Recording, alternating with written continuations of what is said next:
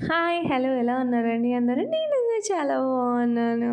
అసలు అంబా చుట్టీకొస్తే భలే ఎంజాయ్ జేయొచ్చు. ఇక్కడ పిల్లలకి స్కూల్ ఉండదు. మా ఆయనకి డ్యూటీ ఉండదు. ఎంచక్కా డైలీ లేట్‌గా లేవచ్చు. హ్యాపీగా ఉండొచ్చు అనుకున్నాను. కానీ దూరిపోతుందండి బాబు. ఎందుకంటే రోజుకో ఊరు తిరగాల్సొస్తుంది. హాం మళ్ళీ ఏంటంటే వర్క్ కూడా ఎక్కువే అవుతుంది. ఇక్కడ ఇల్లు చాలా పెద్దగా ఇంతకుముందు ఏంటంటే మేమున్న రూము చిన్న ఒకటే సింగిల్ రూమ్ అనమాట. నాకంత పెద్దగా అసలు తెలియకపోయేది. ఒక రూమ్ ఏముంది ఒక బకెట్ నీళ్ళు పోసేసుకుంటే అయిపోయేదనమాట. చక్కగా ఊడ్చేసుకొని, పోసేసుకొని తొందరగా పనయిపోయేది. కానీ ఇక్కడికొచ్చిన దగ్గర నుంచి అలా కాదనమాట. ఈ రూమ్స్ అన్నీ ఊడ్చి, తుడిచి మళ్ళీ బయట అటు గేట్ బయట అన్నీ ఊడ్చుకొని, తుడుచుకునేసరికి కనీసం దానికి ఒక గంట, గంటన్నర టైం పడుతుందనమాట. హా! ఏం చేస్తాం తప్పదు కదా! సో, అట్లా చేసుకుంటున్నాను. ఇంకా కొంచెం నేను సన్నగా కూడా అయిపోయాను. ఇంకాస్త సన్నగా అయిపోయినట్టు అనిపిస్తుంది నాకైతే.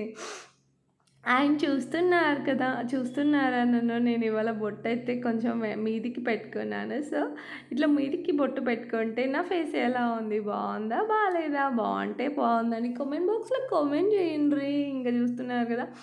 ఇవాళైతే మా ఆయన వెజ్ కర్రీ తిని తిని బోర్ కొట్టేసిందనేసి నాన్ వెజ్ అయితే పట్టుకొచ్చుకున్నాడనమాట. మటన్. అట్లా అని ఏం కాదు. వెజ్ తిని తిని అని ఏం కాదు. మేము బేసిక్‌గా నాన్ వెజ్ ప్రియులమనమాట. అందుకని కొంచెం నాన్ వెజ్ అయితే ఎక్కువగానే తింటాం.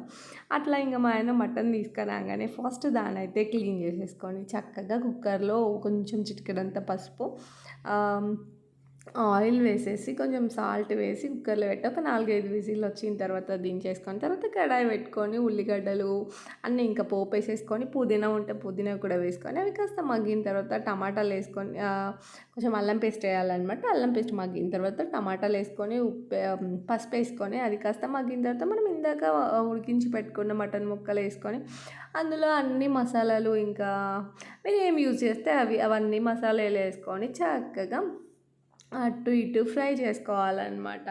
ఫ్రై చేసేసుకొని తర్వాత తగినన్ని నీళ్ళు పోసేసుకోండి. నీళ్ళు పోసేసుకొని ఇంకా అది కాస్త మగ్గిన తర్వాత ధనియా పౌడర్ అండ్ ఫైనల్‌గా కొత్తిమీర వేసుకొని గార్నిష్ చేసుకుంటే వేడి వేడి మటన్ కర్రీ అయితే రెడీ. మీలో కొంతమందికి మటన్ అంటే అసలు ఇష్టం ఉండదనమాట. నాకైతే మటన్ అంటే ఇష్టం. చాలా ఇష్టం అనమాట.